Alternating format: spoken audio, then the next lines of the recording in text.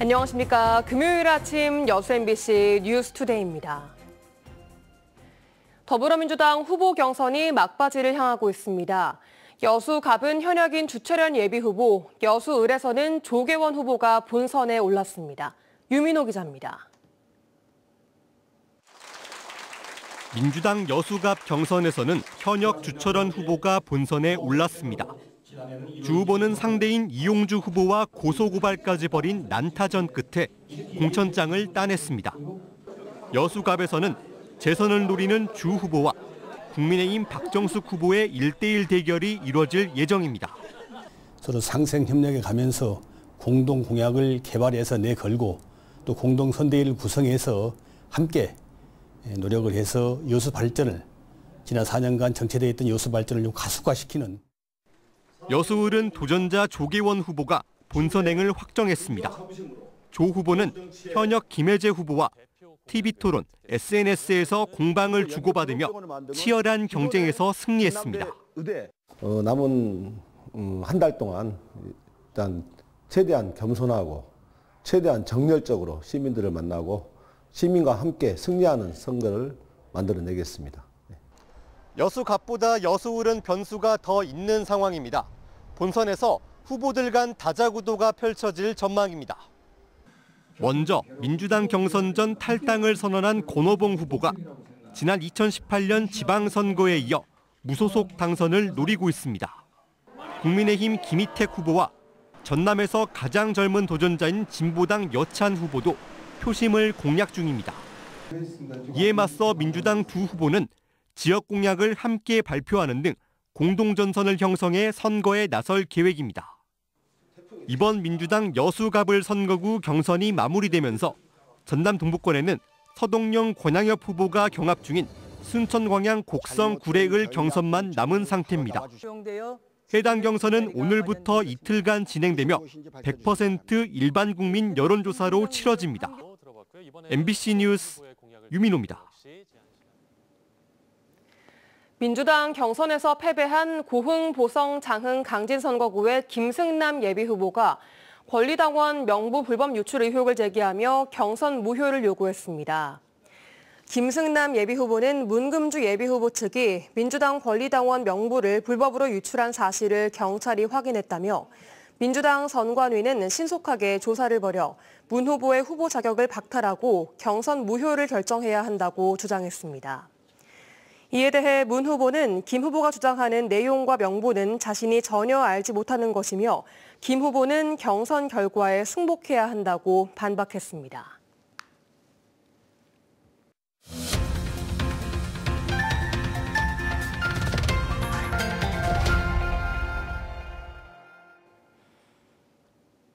이달 초 창당한 조국혁신당이 각종 여론조사에서 비례정당 지지율 두 자릿수를 기록하며 총선 전국에서 돌풍을 일으키고 있습니다. 어제 정치인으로서는 처음으로 전남 동부 지역을 방문한 조국 대표가 여수 MBC와 만났는데요. 당의 비전과 활동 계획, 지역 현안 해결을 위한 구상을 밝혔습니다. 문형철 기자입니다. 대표님 안녕하십니까? 네, 반갑습니다. 네. 초대해 주셔서 고맙습니다. 조국 혁신당 창당한 지 11일 지났습니다. 네. 창당의 이유와 배경 설명해 주신다면.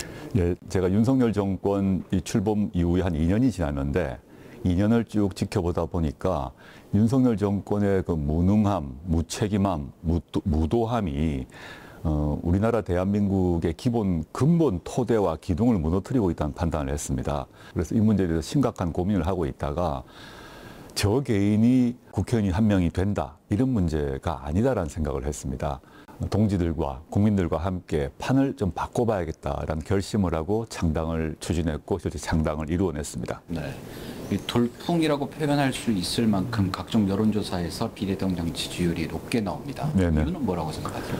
첫째는 지난 2년간 우리 국민들의 마음속에 깊은 울분과 분노가 켜켜이 쌓여 있었다고 생각합니다. 조국 그리고 조국혁신당이 나와서 윤석열 정권의 비리와 실정을 정면으로 공격하고 정면에서 나서서 싸우는 모습을 보여주니까 1차적으로는 속이 시원하셨던 것 같아요. 그 국민들의 울분을 풀어준다는 측면 외에 민생과 복지가 중시되는 선진형 복지국가 건설이라는 정책 비전을 계속 얘기를 하고 있습니다. 두 측면이 동시에 있어서 국민 여러분들이 아주 놀라울 그런 지지를 보여주고 계신다라고 평가하고 있습니다. 이 윤석열 정부 남은 3년은 너무 길다. 현 정부의 조기 종식을 목표로 내거셨는데 그만큼 지금 상황이 심각하다고 보시는 거죠? 진보 보수의 문제가 아니라 대한민국의 이런 근본 가치를 흔들리고 있기 때문에 이걸 2년 동안 우리가 볼 만큼 보았다는 겁니다. 그럼 3년 뒤에 우리 대한민국이 어떤 모습으로 있을 것인가 되돌릴 수 없을 것이라고 봅니다. 가능하면 빨리 종식시키고 새로운 스타트를 해야 된다. 리셋을 해야 되는 거죠. 그렇지 않으면 이게 위기 상황이 심각해질 것이라고 보고 있습니다. 22대 국회 1호 법안으로 이른바 한동훈 특검법 발의하겠다 이렇게 말씀하셨고 여기에 대해서 여당은 범죄 혐의를 덮으려는 의도다 이렇게 비판했습니다. 이에 대한 입장은 어떻습니까? 한동훈 특검법은 한동훈 그 비대위원장의 범죄를 드러내자는 것입니다. 누구의 범죄 혐의를 덮겠습니까? 그리고 이미 저나 이재명 대표의 경우는 수사를 다 했어요. 그 기소까지 되었어요. 그 재판에 따라 결과에 따르면 돼요. 그런데 한동훈, 김건희, 윤석열 같은 경우는 어떠한 수사도 받지 않고 따라서 기소도 되지 않고 기소도 되지 않았기 때문에 유죄 판결 자체를 받지 못하는 형국이기 때문에 저는 똑같은 기준으로 수사를 받아야 된다라는 입장입니다. 네. 이 대법원 판결이 나오기 전까지는 물론 무죄로 추정되긴 하지만 1심과 2심에서 혐의가 인정이 됐습니다. 네네. 대표님 본인에 대한 사법 리스크에 대해서는 입장이 어떠신가요? 대법원 판결이 나면 그에 대해서 당연히 따라야 되겠죠. 그렇지만 그 전까지는 제가 할 수 있는 모든 노력을 다해서 윤석열 정권과 싸우고 그 대안을 마련하기 위해서 노력할 것이고요. 만약에 저에게 가장 나쁜 경우가 생긴다 하면 저희 당원들과 국민들이 대신해서 저의 뜻과 마음을 받아서 같이 다른 대체적 역할을 하실 거라고 믿습니다. 네. 아시겠지만 전남 지역 같은 경우는 민주당에 대한 지지세가 상대적으로 강한 지역입니다. 이 지역 유권자들에게 어떻게 어필하시겠습니까? 조국혁신당은 민주당과 함께 범민주 진보 진영의 일원입니다. 항상 연대하고 또 협력할 것입니다. 그렇지만 민주당보다 더 강하게, 민주당보다 더 빠르게, 민주당보다 더 단호하게 윤석열 정권과 싸울 것이고 윤석열 정권 종식 이후에 있어서도 민주당보다 더 진보적이고 개혁적인 정책 대안을 준비하고 있습니다. 조국혁신당의 행동 방식, 투쟁 방식을 보시고 선택을 해주시면 좋겠다라는 판단입니다. 네. 전남 지역에도 여러 현안들이 산적해 있는데요. 어떤 문제에 관심을 갖고 계신지 또 어떤 해결 방안이 있으신지 궁금합니다. 전남만이 아니라 현재 우리나라 전체에서 지방은 소멸 위기에 있습니다. 이 문제를 근본적으로 해결해야 된다고 봅니다. 그래서 과거 김경수 전 경남지사가 추진했던 메가시티 그걸 부활시켜야 됩니다. 그리고 노무현 정부에서 본격적으로 추진했던 지방분권, 지방균형 발전 전략이 있는데 그걸 강화해야 된다고 봅니다. 돈과 사람을 지역에 남길 수 있고 돌려줘야 하는 이런 정책으로 나아가도록 최선을 다할 것입니다. 네, 오늘 말씀 고맙습니다. 네, 감사합니다. 윤석열 대통령이 어제 민생토론회에서 전남도의 수건 현안인 국립의과대학 추진을 약속했습니다. 이날 윤 대통령은 전남도가 국립의대 유치대학을 선정하면 정부도 의견 수렴을 통해 추진하겠다고 밝혔습니다. 앞서 김영록 전남도지사는 정부가 추진하는 의료개혁을 지방정부가 뒷받침하기 위해서는 의료 여건이 열악한 전남도에 국립의대가 필요하다고 건의했습니다. 순천시가 역세권 일원 주민들이 주도하는 도시재생 사업을 추진합니다. 순천시는 조곡동과 풍덕동, 덕연동 등 역세권 일원에 도시재생을 통한 활력을 불어넣기 위해 도시재생 주민 제한 사업을 공모 방식으로 지원 신청을 받습니다. 시는 특히 이번 공모 사업이 역세권 주민 활동 공동체 형성과 마을 소규모 축제 활성화와 기반을 목적으로 주민들이 마을에 필요한 사업을 직접 제안 실행하는 방식으로 진행된다고 덧붙였습니다. 광양시와 구례 하동 곡성군이 섬진강권 통합관광벨트 구축에 적극 나서고 있습니다. 특히 영호남 동서내륙 관광벨트라는 윤석열 대통령의 지역 핵심 공약과 맞물려 정부도 큰 관심을 가지면서 사업 추진에 탄력이 붙을 전망입니다. 최우식 기자가 보도합니다. 지난 2021년부터 섬진강권 통합관광벨트 조성 사업을 추진해온 광양시와 구례군, 하동군, 곡성군은 지난해 섬진강 관광시대 원년을 선포했습니다. 섬진강 하류의 명품 관광자원을 광역 관광권으로 연계 개발해 체류형 관광벨트를 만든다는 구상입니다. 섬진강을 매개로 각 지역의 특성을 살린 관광 콘텐츠를 지자체 간의 중복 투자를 줄이면서 정부의 관심까지 이끌어낼 수 있습니다. 총 사업비가 5,500억 원에 이르는 윤석열 대통령의 지역 핵심 공약인 지리산 섬진강, 영호남 동서내륙 관광벨트와 연계 가능성이 가장 높은 사업이기 때문입니다. 최근 구례에서 만난 4명의 시장 군수들은 지난해 말에 확정된 문체부 사업과 관련해 올해 세부계획 수립과 추가 사업 발굴을 위한 용역을 추진하기로 했습니다. 문체부의 남부권 광역 관광개발 사업에 830억 원이라는 사업비가 들어가 있고요. 각 지자체마다 워케이션 센터가 한동씩 들어가는 사업이 되겠습니다. 워케이션은 일과 휴가를 병행한다는 최신 관광 트렌드로 광양은 아트케이션, 구례는 그린케이션, 하동은 부케이션, 곡성은 레저케이션 등 지역마다 각각의 관광 스테이가 들어섭니다. 4개 지자체 12곳의 관광지를 대상으로 섬진강 모바일 스탬프 투어가 진행되고 4개 시군의 유료 관광지 할인 이벤트와 산수유, 매화, 벚꽃, 장미 등 봄꽃 축제를 연계하는 방안도 모색됩니다. 또 섬진강을 따라 이어지는 마라톤 코스와 자전거 도로, 걷기 길도 경쟁력이 충분한 콘텐츠로 손색이 없습니다. 생태 관광을 중심으로 해서 각 4개 지자체가 강점을 가지고 있는 관광 자원들을 연계를 해 나간다면 어느 광역 관광에 못지않는 하나의 벨트가 형성이 되리라고. 봄이 가장 먼저 오는 섬진강이 지역을 대표하는 새로운 광역 관광 벨트로 큰 기대를 모으고 있습니다. MBC 뉴스 최우식입니다. 전라남도가 어제 동부청사에서 여순사건 희생자 유족 지원 시스템 구축 사업 최종 보고회를 개최했습니다. 전라남도는 지난해 10월부터 희생자와 유족의 알 권리와 편의를 강화하기 위해 신고 접수와 심사, 결정 상황을 실시간 제공하는 시스템을 구축하고 있습니다. 시스템은 암호화와 보안 서버를 통해 희생자 유족의 개인정보를 보호할 수 있습니다. 최근 3년 동안 전라남도 체류형 농업지원센터 교육 이수자의 64%가 귀농을 한 것으로 확인됐습니다.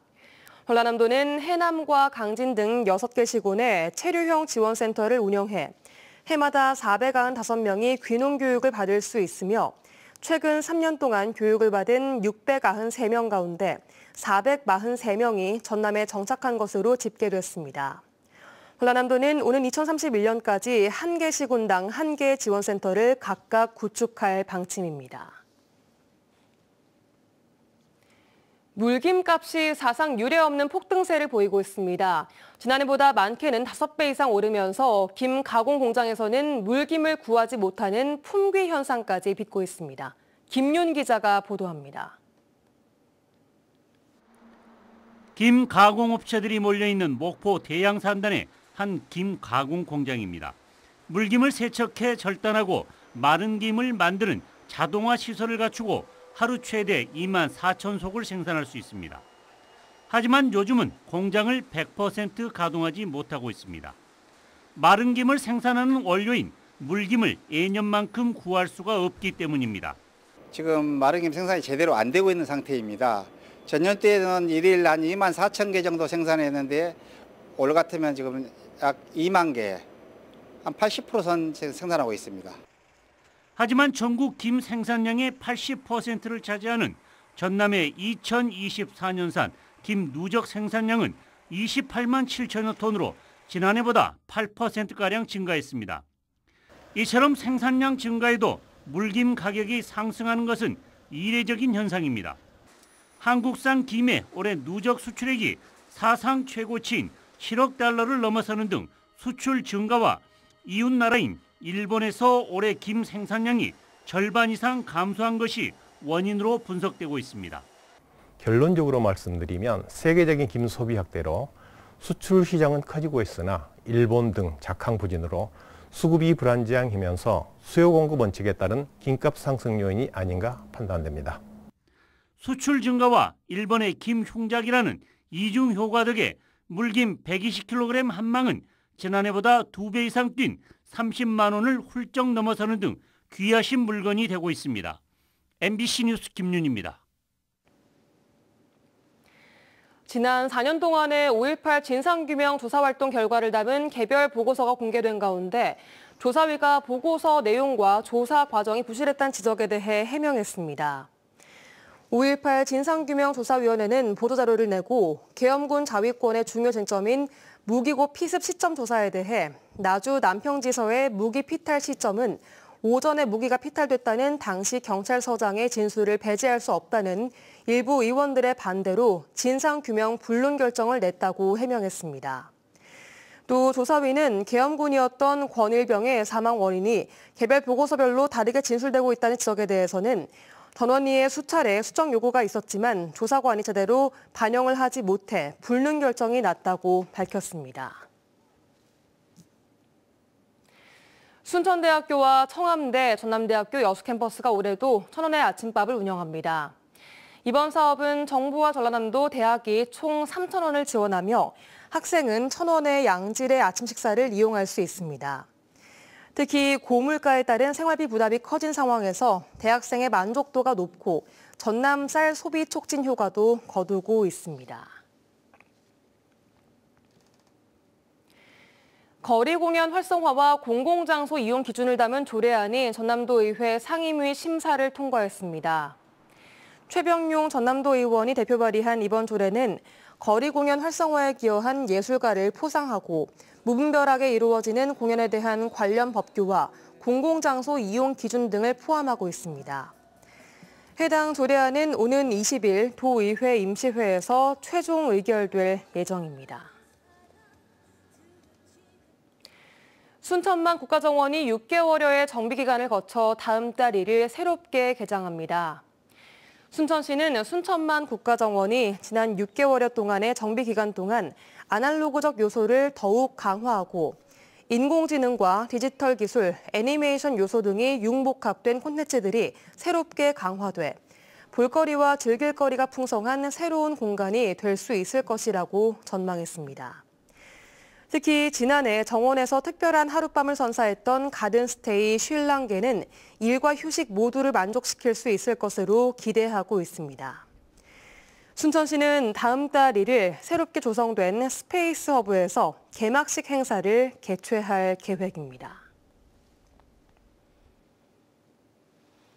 광양시가 경기도 용인특례시와 자매결연 협약을 맺었습니다.